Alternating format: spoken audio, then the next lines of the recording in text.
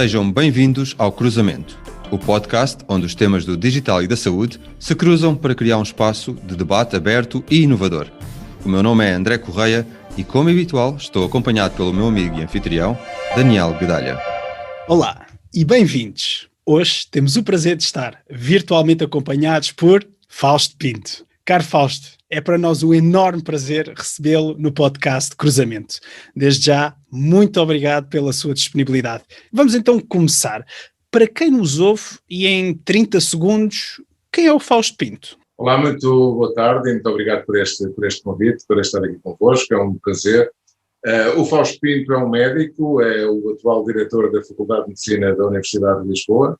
É um médico cardiologista que é diretor do Departamento de Coração e Vasos do Hospital de Santa Maria, do Centro Hospitalar Universitário de Lisboa Norte.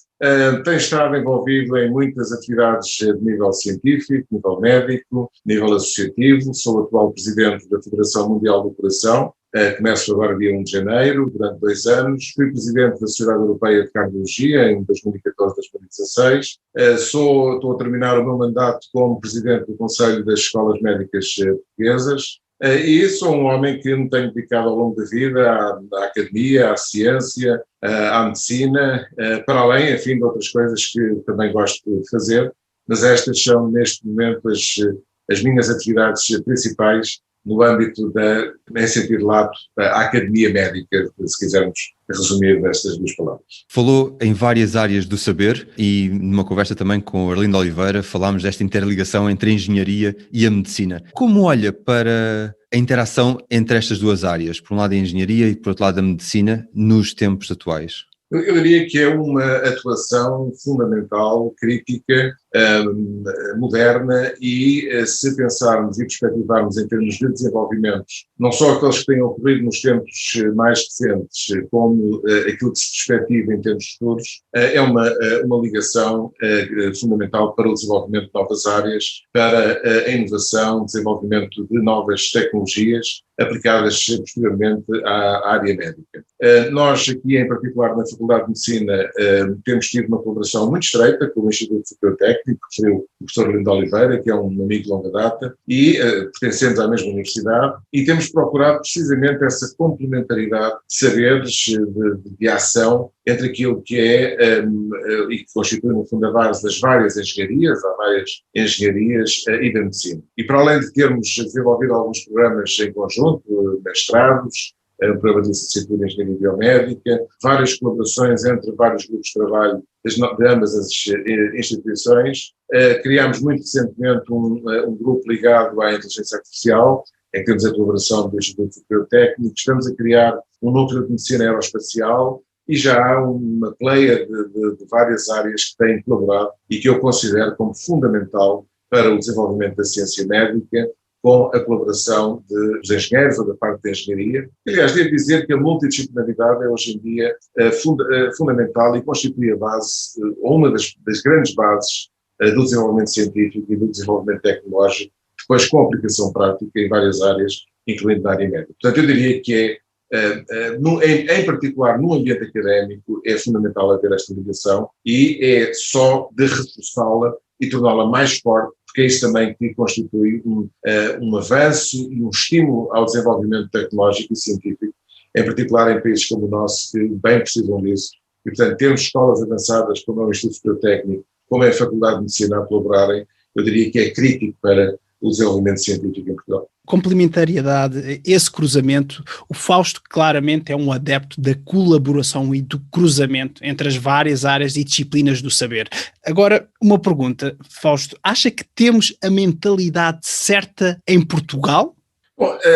a mentalidade desenvolve-se, apura-se e é a criação de ambientes que permitam desenvolver essa mentalidade, isto em Portugal ou em qualquer parte do mundo, que é também um pouco a responsabilidade das estruturas académicas e das estruturas universitárias. A universidade em si tem que, nos dias de hoje, e uma universidade moderna tem que ser aberta, tem que ter a capacidade de poder atingir a sociedade civil. E, portanto, no fundo, a criação, ou se quisermos o modular de uma mentalidade, também parte muito da capacidade que os académicos, que os universitários, que as universidades a sua colaboração, nomeadamente com tecidos empresariais e com outras áreas que são muito importantes hoje em dia naquilo que poderemos considerar como desenvolvimento do conhecimento, em que todos estes saberes, todas estas diferentes modalidades são fundamentais para um desenvolvimento adequado e adaptado àquilo que são, no fundo, as exigências do mundo em que vivemos. E, portanto, aquilo que eu tenho assistido em Portugal e também a forma como tenho contribuído, eu fiz a minha formação nos Estados Unidos já há uns bons anos atrás, e entendo que tem havido um aumento significativo do que podemos considerar uma massa crítica, se quisermos académica, que tem permitido um impulso muito significativo no desenvolvimento, se quisermos académico em senso lato, em Portugal. Mas há muito trabalho a fazer. Este é um trabalho que não para, é um trabalho contínuo. Aliás, é um pouco aquele princípio de que abrindo uma janela abrem-se mais 10 janelas, ou se quisermos usar as portas. E, portanto, este é um trabalho em que as universidades, as academias, têm um papel muito importante e a sua interligação com as outras estruturas da sociedade civil e até com as tutelas é fundamental para o desenvolvimento das várias áreas de saber e que, no fundo, é isso que torna um país avançado, é isso que torna um país moderno, é isso que torna um país adaptado àquilo que são as necessidades e que são os desafios que a sociedade moderna e a sociedade atual com os quais nos deparamos. E, portanto, é a capacidade também que nós, em conjunto, tivemos de preparar as gerações futuras para isso, que vai ser também, no fundo, o grande desafio das gerações que neste momento têm essa responsabilidade de liderar e, de certa forma, contribuírem para o desenvolvimento do país nesta área. E, portanto, a mentalidade forma-se, desenvolve-se, modula-se, e é esse o papel de muitos atores, mas sobretudo daqueles que têm uma responsabilidade no plano pedagógico, no plano formativo, e é aí que eu penso que as universidades, per se, têm essa responsabilidade a crescer. E estamos a falar de universidades, de formação. Trazendo agora a tecnologia para a conversa, estaremos a beneficiar do potencial da formação digital, nomeadamente naquilo que respeita ao e-learning, às simulações de realidade virtual, etc.? Tem havido um grande desenvolvimento nesse sentido. Falando aqui especificamente nas escolas médicas, por exemplo, esta pandemia trouxe-nos um grande desafio, que foi subitamente termos de adaptar os nossos modelos de ensino a modelos virtuais e modelos remotos de ensino à distância, e isso criou, e isso não foi só em Portugal, isso foi no mundo de uma forma global, criou a necessidade, de facto, de nos adaptarmos e utilizarmos novas ferramentas, levou também a um desenvolvimento tecnológico absolutamente vertiginoso, em termos de novas plataformas, de novos modelos, e isso foi, se quisermos, uma das oportunidades criadas por esta pandemia, em que todo o componente digital, senso lato, tem sido muito desenvolvido e muito utilizado, e cada vez mais, e aqui na área que eu conheço melhor, a área médica e a área científica, tem de facto sido exponencial a sua utilização. Agora, é um desafio enorme, e se pensarmos na área médica, por exemplo, a utilização da tecnologia digital é hoje em dia um must, isso independentemente da pandemia. A pandemia veio acelerar algumas das áreas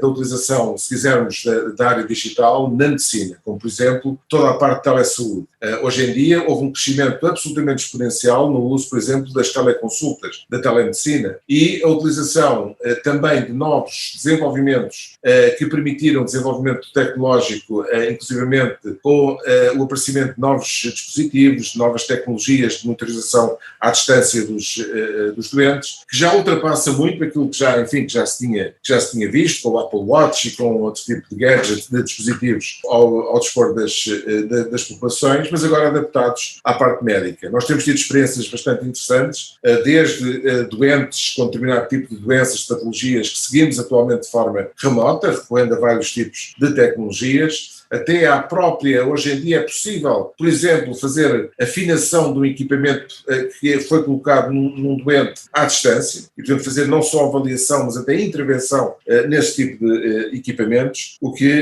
e hoje em dia, inclusivamente, já têm sido testados modelos de fazer intervenções, quer por robóticas, quer por outras áreas, à distância. E depois há vários componentes, quando se fala na área digital, obviamente que há múltiplos componentes, um deles também está muito interligado trabalhar atualmente na área médica, que é toda a parte relacionada com a utilização de dados e com o chamado Big Data, se quisermos incluir dentro do grande campo da inteligência artificial, e que tem de facto permitido um avanço no conhecimento, por um lado no sentido de conhecer melhor algumas patologias e algumas áreas, mas também com uma translação em termos práticos de desenvolvimento de novas tecnologias, novos aplicativos, novos dispositivos que permitem coisas tão simples ou tão complexas, como por exemplo fazer detecção utilizando um telemóvel de um doente que esteja a fazer um infarto do miocárdio, com a sua colocação no peito e com uma derivação poder ver o eletrocardiograma desse doente e ter uma alta acuidade no diagnóstico da existência, por exemplo, do infarto do miocárdio, a utilização da voz para poder fazer diagnóstico diferencial em situações de dor. Isto são apenas 2 exemplos de múltiplos exemplos, já para não falar na sua utilização, por exemplo, na análise de elementos diagnósticos como as radiografias, as tomografias, as ressonâncias, etc. Portanto, há todo um mundo, e é por isso também que nós criamos aqui na nossa faculdade esta área da inteligência artificial, porque há todo um mundo em que é muito importante, é um mundo tecnológico, é um mundo em que há vários atores que estão no terreno, mas que a sua aplicação à medicina é fundamental. Os médicos ou os profissionais ligados à medicina, se quisermos ser ainda um pouco mais abrangentes, mas em particular os médicos, terem desde uma fase muito inicial, desde os bancos da faculdade, terem esse acesso, terem o conhecimento do jargão, terem o conhecimento daquilo que são as tecnologias, que as gerações que estão agora a ser preparadas vão ter que lidar no futuro. E, portanto, isso é algo que tem vindo a ser cada vez mais incorporado nos nossos currículos, que em termos de investigação está a ser incluído também em vários tipos de atividade de investigação, quer feita especificamente em áreas médicas, quer feita em colaboração também, como falámos há pouco, com outras áreas, meramente com a área de engenharia e, em particular, com as áreas de data science, onde de facto tem tido também uma evolução muito, muito interessante. Portanto, é uma área que, sem dúvida, está cá para ficar, é uma área muito dinâmica, é uma área que temos que estar muito disponíveis, e aqui quando falo estou a falar no sentido muito lato, incluindo não só os agentes das estruturas académicas, como inclusivamente a capacidade de depois, em cada país, inclusive as estruturas governamentais, não governamentais, etc., poderem financiar, poderem apoiar também este tipo de desenvolvimento. Mas Portugal, nesse sentido, tem tido, eu diria, um comportamento bastante adequado. Aliás, em termos de rede digital e em termos de utilização do digital, não temos propriamente de nos envergonhar da posição em que estamos e do nível que já atingimos. E centrando em Portugal, o Fausto também falou em faculdade e há pouco referiu abrir as portas. O Fausto tem trabalhado também em estabelecer uma rede de faculdades de medicina de língua oficial portuguesa. Como é que acha que esta rede pode contribuir para o avanço da medicina e, em particular, já agora vamos pegar aqui na área das tecnologias? E fale-nos também um pouco sobre isso, Fausto, por favor. Ora bem, esta rede, que é a chamada CODEMLP, a rede de colaboração entre faculdades de medicina de língua oficial de língua portuguesa, foi uma ideia que tive aqui há um par de anos atrás e que, em conversa com o meu colega na altura da Universidade do Rio de Janeiro, começámos a elaborar esta ideia de podermos criar uma rede que envolvesse algumas faculdades de medicina de língua portuguesa e, no fundo, criar uma espécie de Commonwealth da medicina a nível das faculdades, a nível global. Neste sentido, nós temos a CPLP, que congrega um conjunto de países de língua portuguesa, em que já existem outras áreas em que existem associações semelhantes, e entendemos que seria a altura de podermos criar esta rede. E com que objetivos principais? Bom, por um lado, criar a possibilidade de se estabelecerem protocolos entre estas várias faculdades, protocolos de colaboração, quer em termos científicos, quer em termos pedagógicos, quer em termos de mobilidade. Agora, enfim, estamos um pouco comprometidos pela pandemia, mas isto vai passar. De mobilidade, quer de estudantes, criar uma espécie de Erasmus da língua portuguesa, um programa, isto citou muito os meus colegas das outras faculdades. Claro que já existe algum tipo de colaboração e já existe algum tipo de intercâmbio, mas aqui era permitir a criação de uma plataforma robusta em que estivessem as principais faculdades dos vários países de língua portuguesa e que pudesse, de facto, constituir essa rede que permitisse uma afirmação, se quisermos, da lusofonia académica médica a nível global. Nós vemos isso noutras áreas. Obviamente com a Commonwealth, ou se quisermos expandir aos Estados Unidos da América, que já têm redes muito fortes, ou no espaço espanhol, e entendemos que fazia falta este tipo de rede que de facto permitisse criar estas condições para poder obter ou pelo menos almejar para este tipo de desenvolvimento. E de facto isto foi muito bem acolhido pelos meus colegas. Criámos a rede há um ano, foi em novembro de 2019, foi aqui em Lisboa que foi criada, inicialmente com 7 faculdades de medicina brasileiras, de São Paulo, Rio de Janeiro, Minas Gerais, Rio Grande do Sul, Ceará, Bahia, com as 3 clássicas portuguesas, Lisboa, Porto e Coimbra, a Universidade Eduardo Mondlane em Maputo, Moçambique, a Universidade Agostinho Neto em Luanda, Angola, e também incluímos a Universidade de Macau, a Universidade de Ciência e Tecnologia de Macau, que criou um curso de medicina há um ano atrás, e que, aliás, tive a oportunidade de dar aula inaugural nesse curso, e que entendemos que seria interessante também poder incluir este grupo de escolas médicas. E, portanto, é um plano ambicioso. Tivemos agora a segunda reunião, que foi feita por via virtual, em que já estabelecemos um conjunto de dar continuidade, mesmo em ambiente de pandemia, a algumas atividades. Vamos criar uma biblioteca digital, estamos nessa fase, para criar conteúdos que possam ser partilhados entre as várias faculdades. Estimular redes de investigação que possam, nas mais variadas áreas, poder envolver grupos de investigação das várias faculdades de medicina. Quando for possível, promovermos a mobilidade de docentes e de discentes entre estas várias faculdades, criar estes programas de intercâmbio para permitir, no fundo, como disse há pouco, um desenvolvimento e uma afirmação da medicina e se quisermos, da academia médica lusófona e da lusofonia neste âmbito. Há muito mais ideias a fervilhar, mas acima de tudo existe um espírito de corpo, e eu fiquei de facto muito satisfeito e muito grato também aos meus colegas por terem acarinhado e abraçado esta iniciativa, que eu diria que no âmbito da ciência e da medicina nós não temos propriamente fronteiras, nós somos uma grande comunidade a nível global. Aliás, se há área em que a globalização é um facto, é na área científica e na área médica. Eu senti isso muito desde muito jovem, quando ainda estudante fiz um clerkship na altura na Inglaterra, depois quando tive uns anos nos Estados Unidos, em Stanford, e depois disso com as várias participações em redes internacionais, em que de facto existe um espírito muito de grande interligação, de colaboração entre os vários cientistas, os vários médicos a nível global. E portanto aqui é procurar fazê-lo no espaço lusófono, e onde podemos, há uma ambição grande, mas há também um potencial imenso, nos podemos entreajudar e contribuir para o avanço científico, com cunho português, digamos, o avanço da ciência médica, também a falar português. Referiu há pouco a sua especialidade, cardiologia, é também uma especialidade onde as tecnologias emergentes, e estou a pensar, por exemplo, na inteligência artificial, podem fazer uma diferença e podem fazer uma grande diferença para o doente. Do seu ponto de vista, Fausto, como pode esta tecnologia e a adoção de novos processos ajudar o doente, especialmente na cardiologia? A cardiologia tem sido das áreas com desenvolvimentos tecnológicos mais significativos nestes últimos anos, nas últimas décadas, e que se traduziram naquilo que é,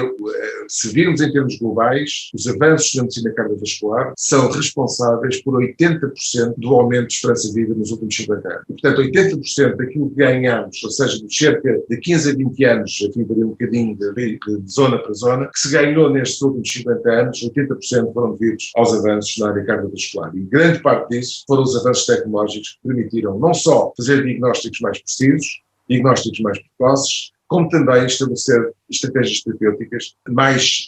rigorosas, mais adequadas, no fundo eficazes na sua resposta. E estamos aqui a falar, desde, se pensarmos em termos diagnósticos, o desenvolvimento de tecnologias como a ultrassonografia, como a ressonância magnética, como a tomografia computurizada, as tomografias de positrões, na área da medicina nuclear e da cardiologia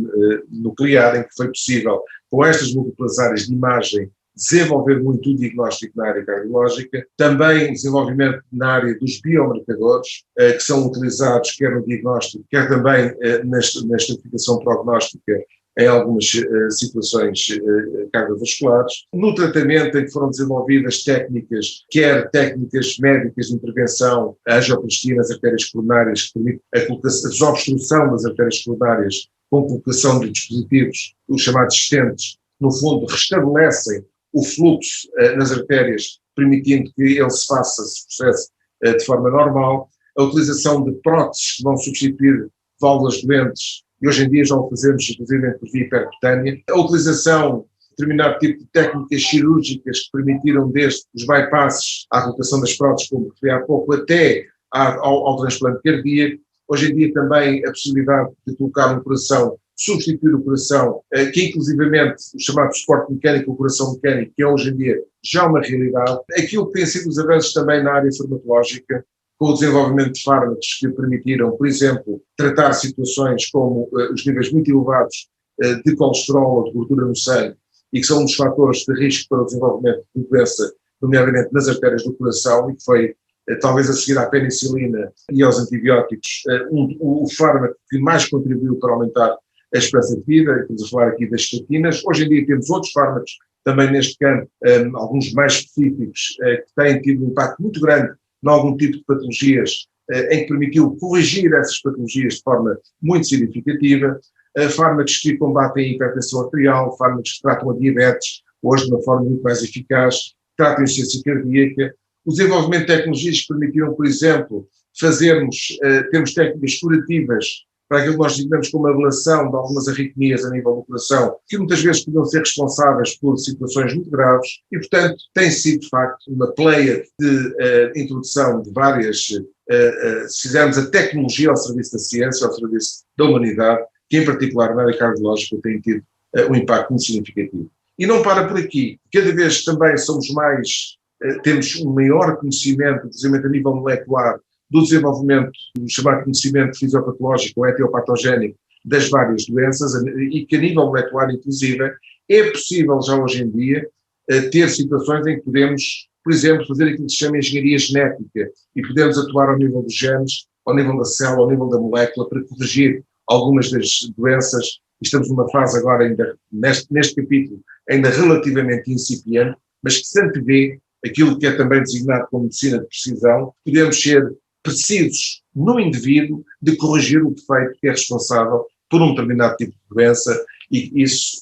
antevê-se como vai ser um dos grandes avanços na capacidade de podermos, inclusivamente, alterar a história natural das doenças, algumas delas que até aqui eram tais ou tornavam muito difícil a vida humana. E, portanto, nesta área, bem como na continuação do desenvolvimento de novas tecnologias que permitem melhor diagnóstico, melhor terapêutica, desde a área molecular à área mais macro, se quisermos, é de facto antever-se aqui um conjunto vastíssimo de avanços significativos. Há, contudo, uma área que não tem sido tão significativa o seu avanço. E aí é um pouco, não tanto culpa da ciência, mas culpa da sociedade em geral. E estamos a falar da área da prevenção. E se pensarmos que 80% das doenças cardíacas podem ser preveníveis, vemos que não temos feito um bom trabalho na prevenção. Ou seja, temos sido extraordinários a diagnosticar e a tratar a doença, temos sido muito maus a preservar a saúde. E este é um dos grandes desafios que neste momento enfrentamos, e é um dos grandes desafios para o futuro. É como é que vamos chegar, porque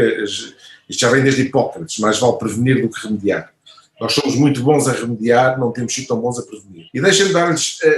alguns números. Em termos globais, embora 80% das doenças sejam preveníveis, os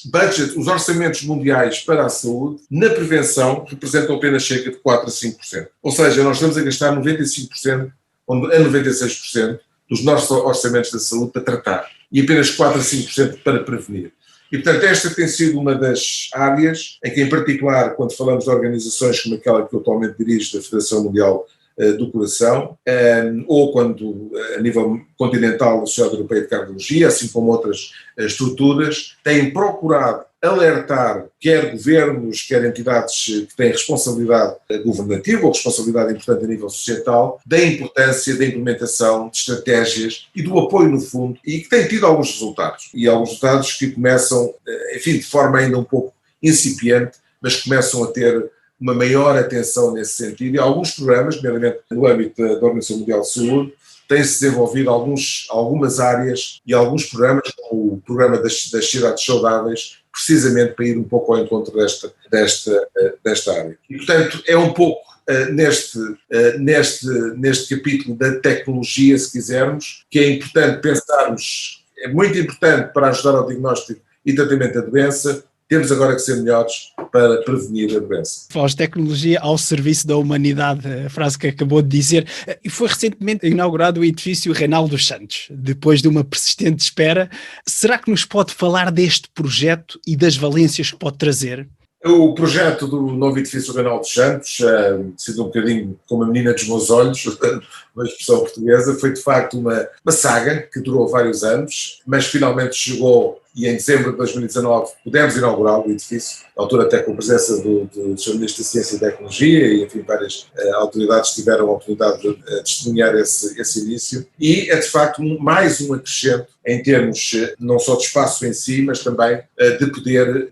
oferecermos condições para desenvolvermos algumas áreas que estamos a implementar aqui na nossa Faculdade de Medicina. Desde o desenvolvimento de um centro de bioimagem, incluindo uma ressonância magnética dedicada exclusivamente à investigação, e aqui investigação em termos globais, portanto, nas várias áreas, a criação de um centro de cirurgia experimental, onde será possível o desenvolvimento das mais variadas e o testar das mais variadas tecnologias e desenvolvimento dessas mesmas tecnologias e técnicas, um grande centro de simulação, um dos maiores centros de simulação a nível europeu, em que temos nas mais variadas áreas suítes que nos vão permitir o ensino, quer na fase pré-graduada, quer na fase de formação pós-graduada, nas mais variadas áreas, desde a área cardiovascular, gastrointestinal, oftalmológica, ginecológica, enfim, nas mais variadas áreas do saber médico, e é de facto um centro muito, muito bem equipado. Um grande centro de nutrição avançada, em que também constituído por um conjunto de elementos que permitem não só estar ao serviço da nossa licenciatura em Ciências da Nutrição e do nosso mestrado, como também para investigação nesta área, que é uma área do futuro, e é uma área em que temos apostado também fortemente. Temos depois o Centro Cardiovascular da Universidade de Lisboa, com os seus laboratórios de pesquisa básica e também um laboratório de exercício e reabilitação, onde estão a desenvolver técnicas neste âmbito, integrado também num programa mais vasto de prevenção, cá está, como falava há pouco, estamos a procurar dar o nosso contributo, para um dos programas que temos é por uma universidade saudável, em que este programa está incluído. Vai estar também nesse edifício o Instituto de Saúde Baseada na Evidência, que foi uma joint venture também com a Faculdade de Farmácia, e que tem também um conjunto de atividades que vão ser realizadas no novo edifício. E vamos ter um espaço também para estimular um pouco startups e o desenvolvimento de novas, no fundo temos um condomínio para a investigação e para o potencial de desenvolvimento de novas empresas. Queremos também estimular a colaboração com o tecido empresarial, entendemos que isso é muito importante, e depois vão existir vários espaços pedagógicos que vão ser utilizados pelas várias valências, aliás já estão a ser utilizados nesta fase, com auditórios, com áreas de bancada, com enfim, múltiplos espaços que têm como objetivo a promoção da investigação, do ensino, da pedagogia, da formação, que no fundo é uma das áreas essenciais para uma faculdade de medicina, para uma universidade. E nesse âmbito também tem-se desenvolvido e está neste momento a ser implementado um conjunto de cursos em que vão utilizar alguns destes recursos, cursos de formação pós-graduada, em colaboração com outras universidades estrangeiras, um curso com a Universidade de Cambridge, um curso com a Universidade de Miami, um curso com a Universidade de Oslo, em várias áreas, na área do trauma, temos um curso de emergências cardiovasculares, está-se a desenvolvimento um curso em técnicas gastroenterológicas, em técnicas obstétricas, enfim, há toda uma pleia de novas atividades que estão a ser desenvolvidas, e a cereja no topo do bolo, se assim quisermos, também criámos ali condições para ter um pequeno centro de medicina aeroespacial, em colaboração também com os nossos colegas do técnico, de engenharia aeroespacial, e em que vamos criar um laboratório de microgravidade para podermos também também iniciar esta área, que é uma área nova, mas é uma área que acreditamos que vai ter também um papel importante em termos futuros e queremos estar desde o início no desenvolvimento desta e na implementação de estratégias que permitam um acesso a esta área. Temos também já convidados, dentro de uma professora convidada especialista nesta área e um doutorando que está a formar-se também nesta área, para além de outros colaboradores e colaboração com a medicina aeronáutica e com a Academia da Força Aérea. E, portanto, como vê, há todo um conjunto de novas áreas que queremos implementar e que, no fundo, constituir aquilo que, mais uma vez, reiterando o que falava no início, o papel de uma universidade, o papel de uma faculdade de medicina para colaborar no desenvolvimento científico, no desenvolvimento tecnológico, na implementação de boas práticas e na possibilidade de dar formação em colaboração com outras entidades e com outras instituições para o desenvolvimento da nossa, neste caso, se quisermos, da medicina académica. É, sem dúvida, um projeto muito ambicioso e parece-me que traz aqui uma grande mais-valia, que é realmente a co-criação de valor entre os diferentes players deste ecossistema. Fausto, muito obrigado. Estamos a chegar ao fim. Quando a conversa é boa, o tempo passa depressa. Queremos agradecer-lhe o seu tempo, queremos agradecer a sua disponibilidade, queremos também agradecer todos os exemplos que trouxe a esta conversa, onde a área do digital e da saúde se cruzam com bastante sucesso. Abordámos também os temas da educação, de como a futura classe médica está a ser preparada e falámos, obviamente, do impacto tecnológico, sobretudo na especialidade de cardiologia. Mesmo para terminar, e caso os nossos ouvintes queiram saber mais sobre si ou acompanhar a sua atividade, onde é que o podem encontrar online? Eu tenho a minha página pessoal, faustopinto.com, e estou nas redes sociais, facilmente contactável, direção da Faculdade de Medicina da Universidade de Lisboa, ou direção do Departamento de Coração e Vasos do Centro Hospitalar Universitário de Lisboa Norte. É fácil, sou muito fácil de encontrar. Eu uso muitas redes sociais, portanto também sou fácil de encontrar aí, mas estou disponível a qualquer momento de ser contactado e, como tenho sido e como tenho prestado, enfim, porque entendo ser também, se quisermos, um contributo cívico, em particular numa altura em que as pessoas têm muitas perguntas, muitas questões, que é importante darmos a informação mais adequada possível, transparente, e evitar aquilo que hoje em dia é a segunda pandemia, que é a pandemia das fake news e de toda a desinformação que infelizmente temos assistido. Isso é um fenómeno global, e quero aqui felicitá-los também por este tipo de programas que penso contribuírem precisamente como um antídoto para essa desinformação que infelizmente estamos a ver crescer e queremos combater, obviamente, porque isso é tóxico e que pode ter consequências, se calhar até mais graves do que a própria pandemia que estamos a viver. E, portanto, nesse sentido, estou sempre disponível para poder dar o meu contributo, dentro daquilo que poderei fazer, para colaborar, para ajudar também a clarificar, sobretudo nas áreas em que, enfim, tenho o conhecimento e a competência necessária para o poder fazer. E muito obrigado por esta oportunidade. Obrigado, Fausto. Quanto a nós, podem também encontrar-nos nas redes sociais, como o LinkedIn e o Twitter. Para feedback sobre o podcast, não hesitem em visitar-nos no nosso website, cruzamentoPodcast.com, onde encontrarão várias formas de contacto. Esta informação estará nas notas do episódio. Despedimos-nos e até à próxima conversa.